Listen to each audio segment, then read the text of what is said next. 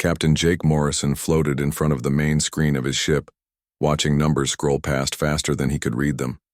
The coffee in his cup had gone cold an hour ago, but he didn't care. Something big was happening out there in the dark space between stars.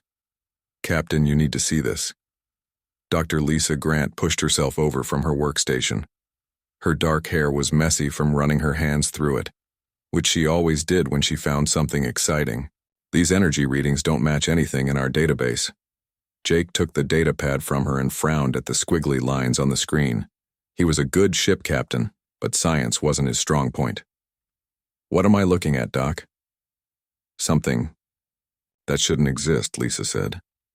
Her eyes were bright with curiosity. The energy pattern is too organized to be natural, but it doesn't match any human technology either. The New Horizons was a research ship, not a warship. Jake's crew of 23 people were scientists and engineers, not soldiers. They were supposed to be mapping this empty section of space, marking down planets and asteroids for future mining operations. Finding alien life wasn't part of the job description. How close is it? Jake asked. About 2 million kilometers and getting closer. Jake pressed the ship-wide communication button. All hands, this is the captain. We may have visitors coming. Everyone stay calm and do your jobs. Lisa, get me everything you can on whatever that thing is. The next few hours passed slowly. The energy signature got stronger and clearer, but they still couldn't see anything with their regular cameras. It was like watching a ghost approach through the darkness. Then space twisted. Jake had seen pictures of what faster-than-light travel looked like from the outside, but he had never seen it happen right in front of him. Reality bent like heated metal. Stars stretched into lines, and then something huge appeared where empty space had been a second before. Holy cow, someone whispered over the communication system. The alien ship was enormous. The New Horizons was 300 meters long, and Jake had always thought of it as a big ship. This thing made his ship look like a rowboat next to an aircraft carrier. It was dark gray with smooth curves and no visible weapons, but something about it made Jake's skin crawl. Captain, his communication officer called out. They're sending us a message. Put it on the main screen. The screen flickered, and then showed something that made half the crew gasp. The alien looked like a giant insect that had learned to stand up and wear clothes. It was tall and thin with 4 arms and skin that looked like it was made of dark green metal. Its eyes were huge and black, and when it spoke, its voice sounded like it was coming from inside a metal box. Greetings, humans of the vessel New Horizons. I am Ambassador Kethvar of the Zenthari Collective. We have been watching your species for some time. You have finally achieved faster-than-light travel, which means it is time for us to make official contact. Jake looked around at his crew. Everyone was staring at the screen with their mouths open. He cleared his throat and stepped forward. This is Captain Jake Morrison. Welcome to Human Space, Ambassador. This is unexpected. The alien's head tilted in what might have been amusement. Yes, I imagine it is. Your species has reached what we call the threshold of galactic awareness. This is both good news and bad news for you. What's the bad news? You must now follow the rules. Ambassador Kethvar touched something off-screen, and a document appeared on Jake's secondary monitor. It was written in English, which was impressive and scary at the same time. The aliens had been watching them long enough to learn their languages.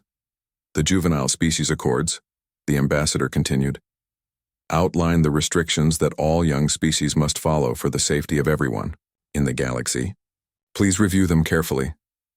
Jake started reading and felt his jaw drop. The list was long and detailed. Humans could only colonize 12 star systems. They couldn't build weapons above a certain power level. All scientific research had to be approved by the Zenthari before it could be used.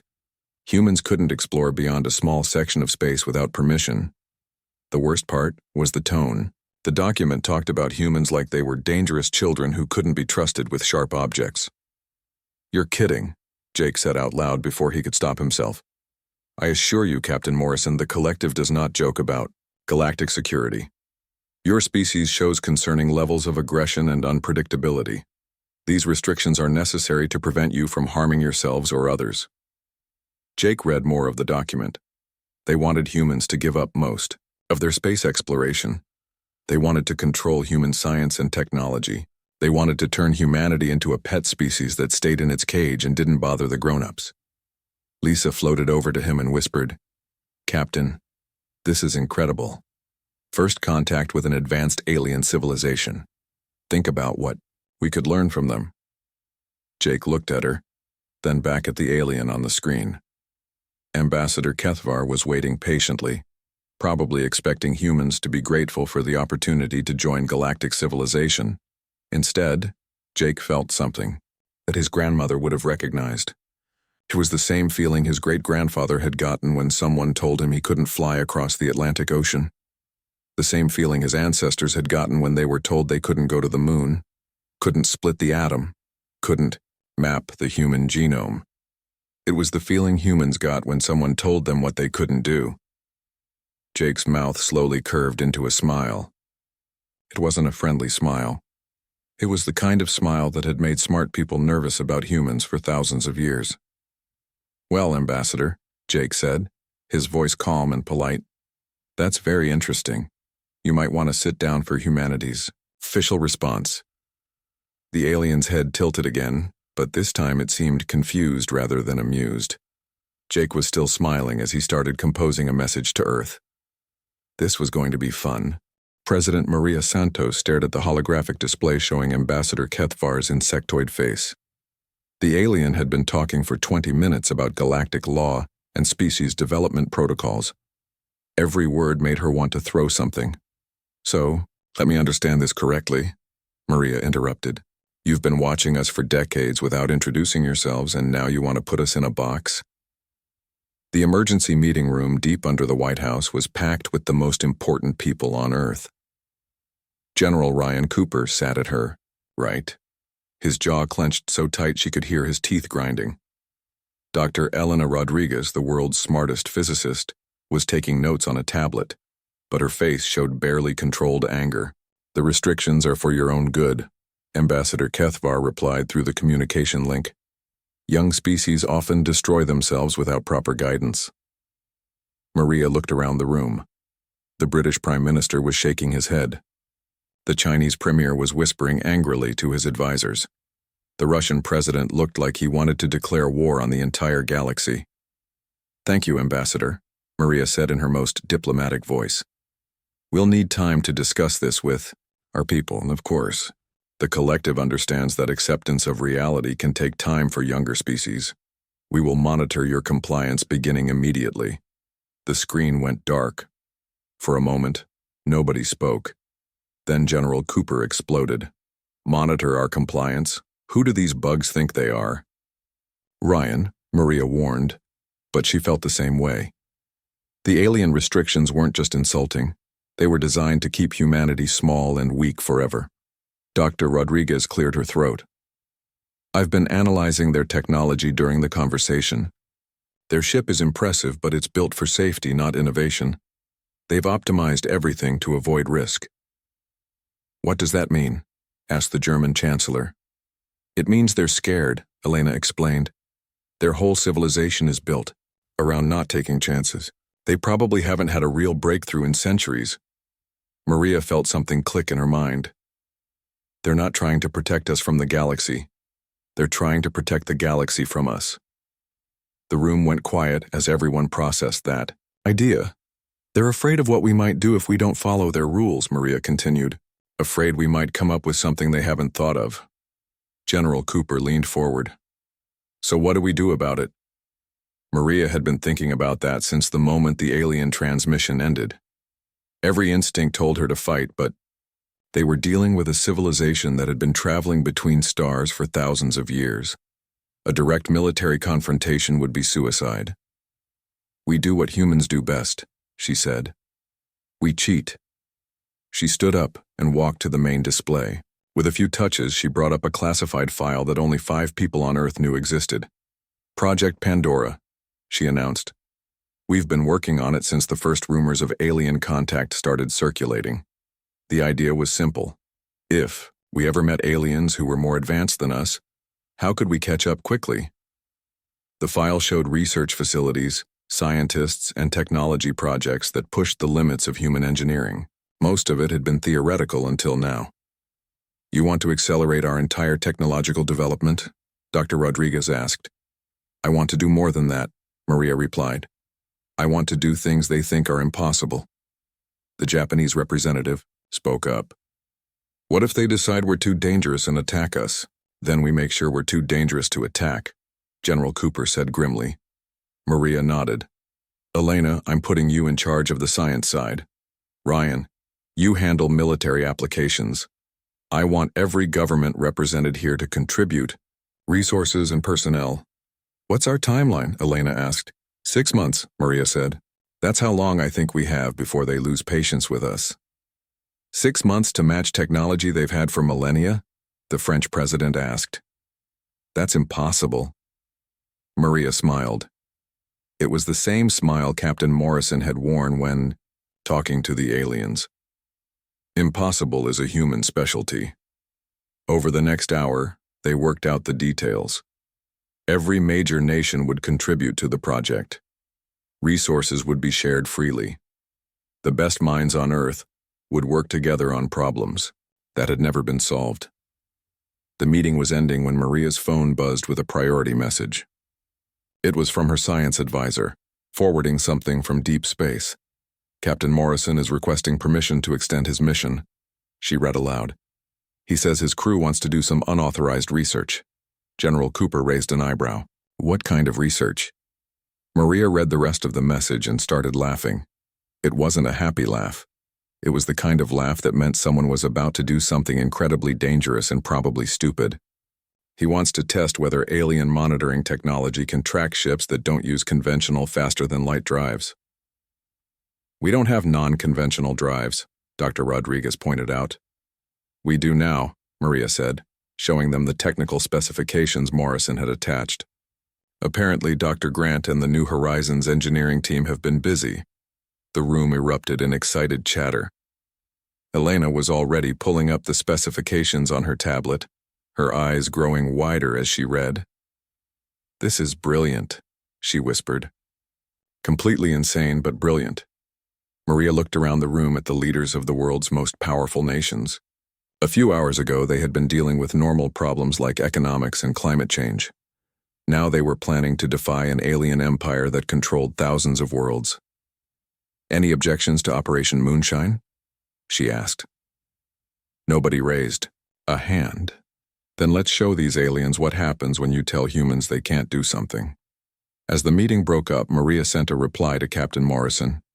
"Permission granted. Beers on us when you get home." Outside the meeting room, her chief of staff was waiting with a worried expression. "Madam President," he said quietly, "are we really going to war with aliens who could destroy our planet?" Maria looked out the window at the city above them. Millions of people going about their lives not knowing that their species had just been told to sit down and behave. "No," she said finally. "We're going to show them that humans don't take orders. We take suggestions, and then we do something completely different." Dr. Amy Chen wiped sweat from her forehead as she stared at the massive machine taking shape in the abandoned mining facility. 6 months ago, this place had been empty except for old equipment and dust. Now it buzzed with activity as engineers from 12 different countries worked around the clock on humanity's most ambitious project. "The quantum field is stable," called out Chief Engineer Carlos Mendez from across the facility. His voice echoed in the huge underground space. "But I still think we're all going to die when we turn this thing on." Amy smiled. Carlos had been saying that for 3 months, but he kept working anyway. That was the thing about humans that the aliens didn't understand. They would work on dangerous projects even when they thought those projects might kill them. "Any word from the monitoring stations?" Amy asked her assistant, Dr. Sarah Kim. Sarah checked her tablet. "The Zenthari are still convinced we're following their rules. They think all our construction projects are for approved colony ships and mining equipment." Amy looked up at their creation. The quantum tunnel drive didn't look like much from the outside. It was basically a giant metal ring surrounded by machinery that hummed with barely contained energy. But if their calculations were right, It would let human ships travel instantly between any 2 points in space. The aliens had said it was impossible. Their own faster-than-light drives bent space-time, which took enormous amounts of energy and left traces that could be detected from light years away. The quantum tunnel drive didn't bend space. It created temporary holes in reality itself. "Dr. Chen," called a voice from the control room above. "We're getting a message from Captain Morrison." Amy climbed the metal stairs to the control room, where technicians monitored screens showing energy readings and safety protocols. The message from the New Horizons was short and coded, but Amy understood it perfectly. "Test subjects ready for pickup," she read aloud. "That means Jake's crew is willing to be the first humans to try our new toy." Carlos joined her in the control room, his hands covered in grease from working on the drive mechanisms. "Are we sure this thing won't drop them into the sun or scatter their atoms across 3 galaxies?" "Pretty sure," Amy said. "Pretty sure?" 90% sure." Carlos stared at her. 10% chance of horrible death and Morrison's crew volunteered anyway? "I told you," Sarah said without looking up from her calculations. The captain's message actually said they were excited to try it. That was humans for you, Amy thought. Tell them something was dangerous and they wanted to try it. Tell them it was impossible and they had to try it. The Xanthari had spent centuries making their technology safer and more reliable. Humans spent centuries making their technology more powerful and more exciting. "Final systems check," Amy announced over the facility's communication system. "All teams report status." "Power systems green," came the reply from the nuclear engineers. "Quantum field generators operating normally," reported the physics team. "Structural integrity holding," called the mechanical engineers. "Targeting computers locked on New Horizons position," confirmed the navigation specialists. Amy took a deep breath. They had run computer simulations thousands of times. The math worked. The theory was sound. But they had never actually opened a hole in space-time before. "Carlos, are you ready?" The chief engineer looked at the main control panel, his finger hovering over the activation switch. "You know what my grandmother used to say about projects like this?" "What?" "She said if you're going to do something stupid, do it with style." Carlos pressed the button. The quantum tunnel drive activated with a sound like reality tearing apart. The metal ring began to glow with light that hurt to look at directly. Energy readings spiked beyond anything they had ever measured. In the center of the ring, space began to fold in on itself. "Field stability at 95%, Sarah called out over the noise. "Tunnel formation in progress," added another technician. Amy watched the monitors as their impossible machine did impossible things. The tunnel stabilized, creating a direct connection between Earth and the New Horizons position 200 light-years away. "Send the signal," Amy ordered. A simple radio message traveled through the tunnel instantly. "Doors open. Come on through." On the other side, Captain Morrison received the message and gave the order his crew had been waiting months to hear. The New Horizons entered the quantum tunnel. For a moment, nothing happened. Then every alarm in the facility started screaming at once. "What's wrong?" Amy shouted over the noise. "Nothing's wrong," Sarah yelled back, grinning like a maniac. "It's working perfectly. The ship just appeared in Earth orbit." Amy looked at the display showing the space around Earth. There was the New Horizons exactly where it should be, completely undamaged and transmitting a simple message. "Thanks for the ride. That was amazing." The entire facility erupted in cheers. Engineers hugged each other. Scientists danced around their equipment. Someone started playing music over the communication system. Carlos turned to Amy with a huge smile on his face. "So what do we do now?" Amy was already thinking about the next phase of the project. The drive worked, but they had only built one. They needed dozens of them. They needed to install them on ships. They needed to train crews to use them. Most importantly, they needed to do all of this without the aliens finding out. "Now we build more," she said, "and we teach Captain Morrison's people how to use them properly. The aliens are going to be upset when they find out," Carlos pointed out. Amy looked at the quantum tunnel drive, still glowing with contained energy. Humanity had just achieved something the Xanthari thought was impossible. They had done it. In 6 months, working in secret, using theories their new alien neighbors had dismissed as dangerous nonsense. Let them be upset, she said. We're just getting started. Over the next few weeks, copies of the quantum tunnel drive appeared in hidden facilities around the world. Human ships began disappearing from their assigned patrol routes, only to reappear days later in places they shouldn't have been able to reach. The Xanthari monitoring stations recorded everything as normal. Their sensors couldn't detect quantum tunnels any more than they could detect human determination. Captain Morrison, now commanding a small fleet of upgraded human ships, sent regular reports back to Earth. Each message was the same. Still following all the rules. Definitely not exploring restricted areas or testing new weapons. Everything completely normal. Amy read his latest report and laughed. The New Horizons had apparently discovered 3 new star systems, made contact with 2 non-Xanthari alien species, and accidentally started a small revolution among younger aliens who were tired of their own government's safety restrictions. Dr. Chen, Sarah called from her workstation. We're getting a priority message from President Santos. Amy read the message and felt her heart rate increase. The president wanted to know if the quantum tunnel drive could be used for more than just transportation. What do you think? Sarah asked. Can we weaponize it? Amy looked at their creation humming quietly in its metal housing. The quantum tunnel drive could move ships instantly across the galaxy, but it could also move other things. Energy, matter, gravity itself. Send a message back to the president, Amy said. Tell her we'll have some interesting options ready in another month. What kind of options? Amy's smile was the same one Captain Morrison had worn when facing down the aliens. It was the same one President Santos had worn when authorizing Project Pandora. It was the smile humans wore when someone told them what they couldn't do, the kind that will make our alien friends very nervous. Ambassador Kethavar stared at the reports flooding his communication screen. Human ships were appearing in restricted zones across 12 different star systems. Not just 1 or 2 ships, but entire fleets. The impossible part was that they were all appearing at the same time. This cannot be accurate, he said to his aide, a younger Xanthari named Veltar. Our sensors show human vessels in the Proxima sector, the Vega region, and the Centauri cluster simultaneously. The same vessels. Veltar checked his own readings. The energy signatures match, Ambassador.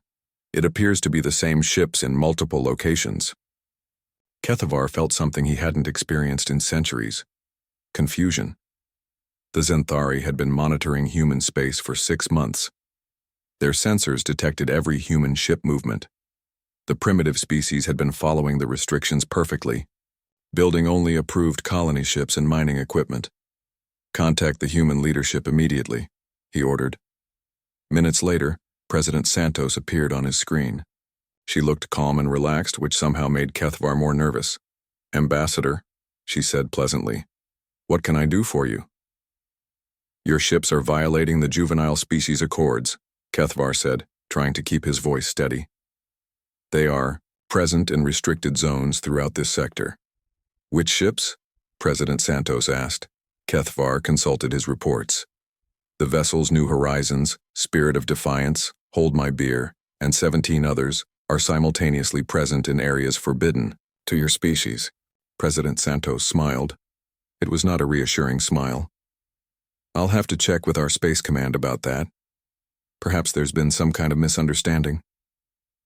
The communication ended, leaving Kethavar staring at a blank screen.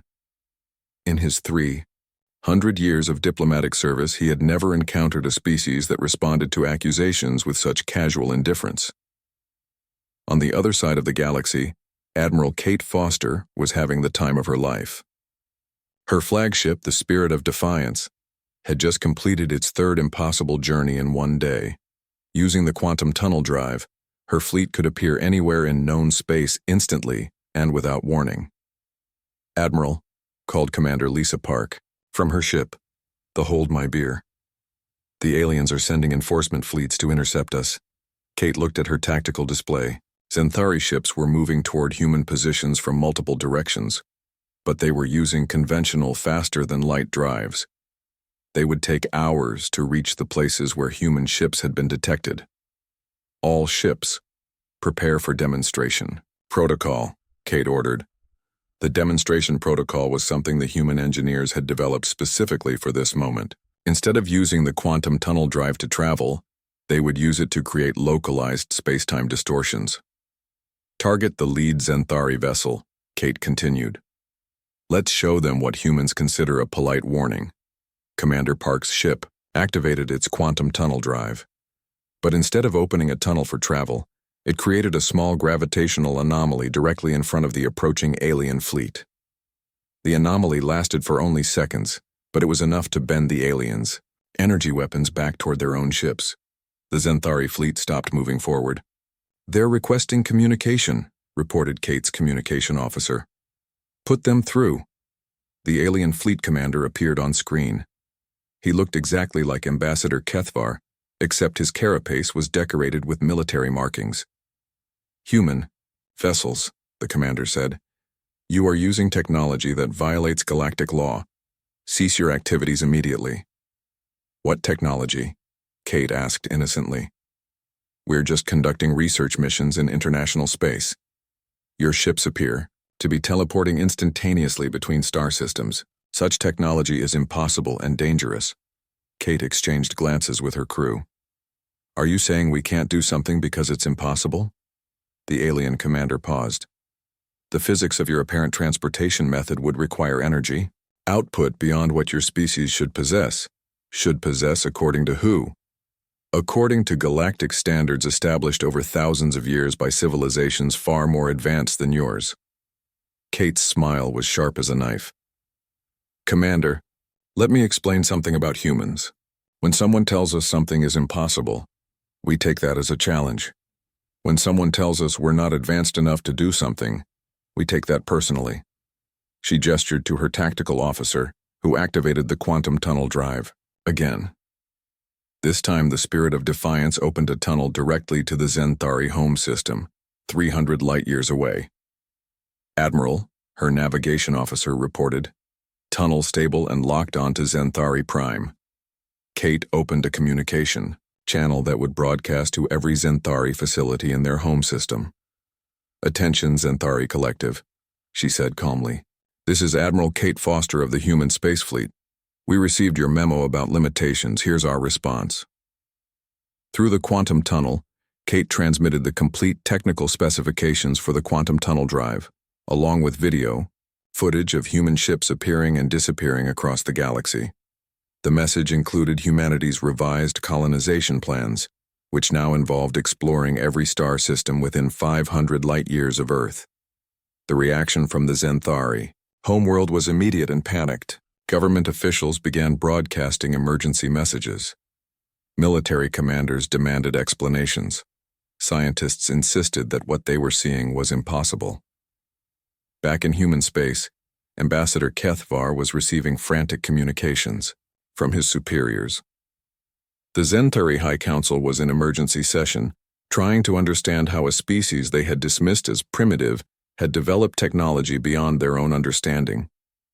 Ambassador, came a message from the council leader. You will immediately negotiate with the humans for access to their transportation technology. Kethvar felt his world turning upside down. 6 months ago, the Zenthari had been the advanced civilization graciously offering guidance to a young species. Now they were begging for technology from the species they had tried to restrict. President Santos accepted his communication request immediately. Ambassador, she said with that same unsettling smile, I understand you'd like to renegotiate our arrangement. The collective is prepared to offer significant concessions in exchange for access to your tunnel drive technology, Kethvar said, trying to maintain his dignity. That's interesting, President Santos replied. But I'm afraid the situation has changed. You see, we've been in contact with several other species in this region. Apparently, a lot of civilizations are tired of being told what they can and can't do by the collective. Kethvar's blood went cold. What do you mean? I mean you're about to discover what happens when humans start organizing neighborhood groups. We're not just breaking your rules anymore, Ambassador. We're helping everyone. else break them too. The communication ended, leaving Kethavar alone with the realization that the Zenthari collective's control over this region of space was about to end. The humans hadn't just defied galactic law, they had made it irrelevant. On Earth, President Santos turned to General Cooper and Dr. Rodriguez, who had been listening to the conversation. "How many species have responded to our outreach?" she asked. 47 so far, Dr. Rodriguez reported. "Most of them want to join our research alliance. They're tired of Zenthari restrictions on scientific development." General Cooper looked at the tactical displays showing human fleets scattered across dozens of star systems. "The aliens are probably going to try something desperate soon." President Santos nodded. "Then we better make sure we're ready to show them exactly how dangerous unrestricted humans can be." Outside Earth's atmosphere, Captain Morrison's expanded fleet was preparing for the next phase of humanity's expansion. They had proven that alien restrictions were meaningless. Now it was time to find out what lay beyond the edges of known space. After all, someone had probably declared those regions impossible to explore too. The meeting room on the new research station floating between Earth and Mars was packed with beings from 53 different worlds. President Santos looked around the table at faces that ranged from human to insectoid to completely alien. 6 months ago, most of these species had been following Zenthari rules without question. Now they were all part of humanity's new alliance. "The Zenthari Council has requested another meeting," announced Dr. Elena Rodriguez, now serving as Earth's Director of Interstellar Relations. "They want to discuss what they're calling our destabilizing influence on galactic order." A creature that looked like a walking tree with glowing blue leaves made a sound that the translation device rendered as laughter. "They are afraid," said Ambassador Kretak of the Silvani Republic. "For the first time in centuries, they are truly afraid." President Santos nodded. The Zenthari collective had been the dominant power in this region of space for over 1,000 years. They had maintained control by convincing everyone that their way was the only safe way to advance technologically. Now dozens of species were sharing research, taking risks and achieving breakthroughs the Zenthari thought were impossible. "What's our status report?" Santos asked. Dr. Lisa Grant, now head of the Interspecies Science Initiative, stood up with her datapad. "The joint research projects are exceeding all expectations. The Altarians have helped us improve our quantum tunnel drives by 40%. The Kepler Alliance shared their gravity manipulation technology. And the Vegan Commonwealth has been working with our engineers on something they call impossible engine designs." "What about military applications?" asked General Cooper, who now commanded the combined defense forces of the new alliance. "The Zenthari won't risk a direct attack," reported Admiral Foster via communication link from her flagship. "Our fleets are scattered across too many systems and they know we can reinforce any position instantly. But they're building something big in their home system." President Santos wasn't surprised. When you built your entire civilization around controlling others, losing that control was terrifying. The Zenthari were probably preparing for a final attempt to restore their authority. "Speaking of the Zenthari," Dr. Rodriguez said, "Ambassador Kethavar is requesting a private meeting with you, Madam President." Santos considered that. The alien diplomat had been sending increasingly desperate messages as his government watched their galactic influence crumble. "Set it up. I'm curious to hear what he has to say." An hour later, Ambassador Kethavar appeared on the main communications screen. He looked older somehow, his carapace duller than before. The confidence he had shown during first contact was completely gone. "President Santos," he began, "the collective is prepared to offer you anything you want in exchange for stopping this alliance you have created." "What makes you think I want to stop it?" Santos replied. "Your actions are destroying thousands of years of galactic stability. Species that have followed our guidance for centuries are now ignoring our authority. Research projects that we deemed too dangerous are proceeding without oversight. The natural order is collapsing." Santos leaned back in her chair. "Ambassador, let me tell you about natural order from a human perspective. For most of our history, someone was always telling us what we couldn't do. Couldn't cross the oceans, couldn't fly, couldn't leave our planet, couldn't travel faster than light. Every time we proved them wrong. But at what cost? Kethvar demanded. How many of your people died in failed experiments? How many disasters could have been prevented with proper caution? Probably thousands, Santos admitted. But millions more lived because we refused to accept limitations. We cured diseases your people probably consider incurable. We solved problems your scientists gave up on centuries ago. We achieved things you still think are impossible. Kethvar was quiet for a long moment. What do you want from us? Nothing, Santos said. We don't want to conquer you or destroy you. We just want you to stop telling everyone else what they can't do. And if we refuse? Santos smiled. It was the same smile Captain Morrison had worn during first contact, the same one Dr. Chen had worn while building impossible machines, the same one Admiral Foster had worn while defying galactic law. Then you'll become irrelevant, she said simply. The galaxy is moving forward with or without you. After the communication ended, Santos walked to the observation deck of the research station. Through the transparent aluminum windows, she could see ships from dozens of worlds working together on projects that would have been forbidden under Zenthari rule. Dr. Grant joined her at the window. The Kepler scientists want to try building a tunnel drive that can reach other galaxies, she reported. They think it's possible with the new gravitational theories the Altarians developed. What do you think? Santos asked. I think it's dangerous.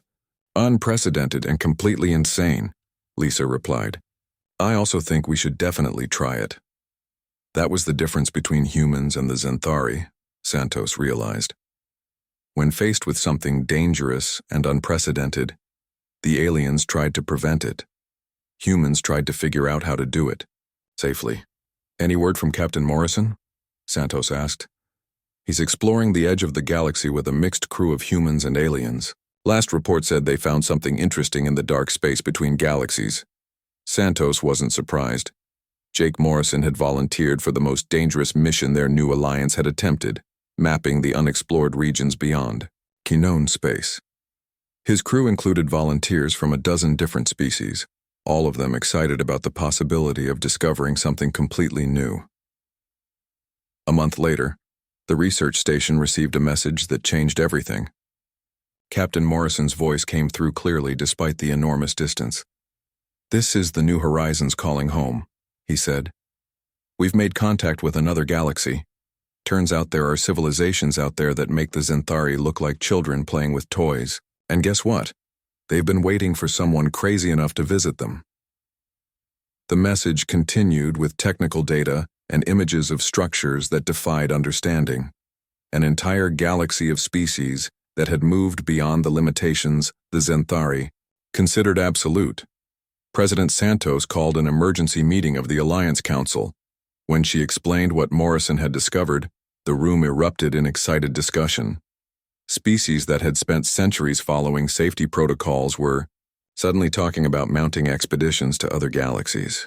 This is madness, said the representative from the Tau Ceti Federation.